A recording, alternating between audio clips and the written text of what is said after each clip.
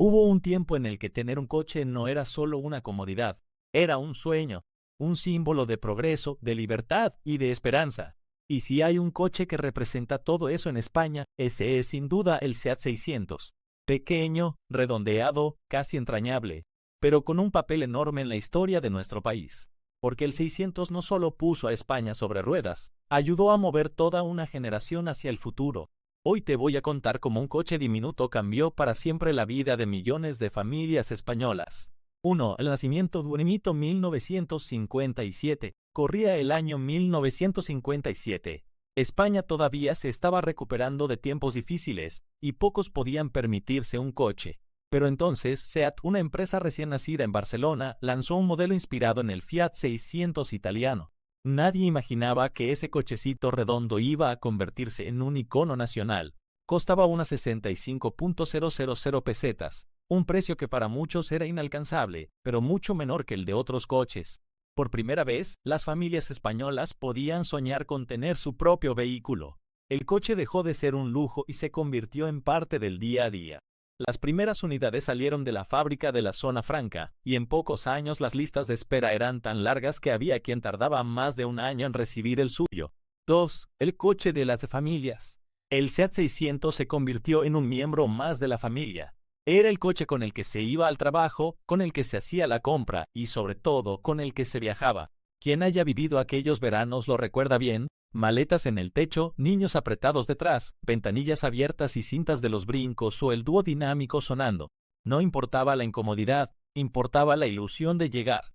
Su motor tenía solo 21 caballos, pero eso no importaba, porque el 600 no era velocidad, era emoción. Era el coche que enseñó a conducir a medio país. Curiosidad, muchos niños dormían la siesta dentro del coche mientras sus padres charlaban con los vecinos. Y algunos incluso lo usaban como refugio improvisado cuando llovían las fiestas del pueblo. 3. Un coche para todos. El 600 fue mucho más que un vehículo. Representó el cambio social de los 60. España empezaba a abrirse al turismo, las ciudades crecían y la clase media empezaba a formarse.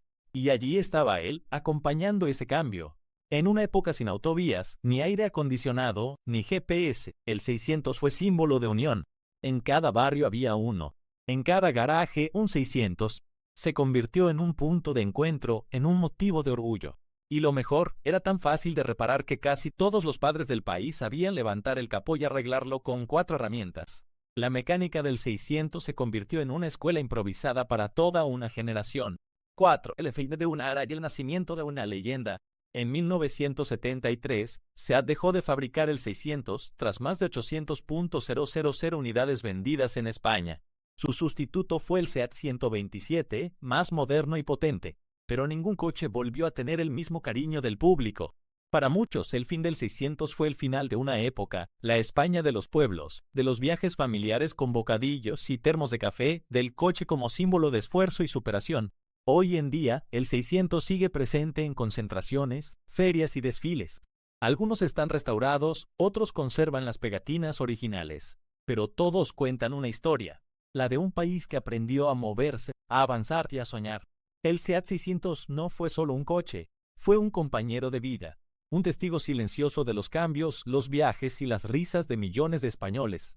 Representó una generación que aprendió que el progreso no siempre se mide en caballos, sino en kilómetros compartidos, en recuerdos, en historias.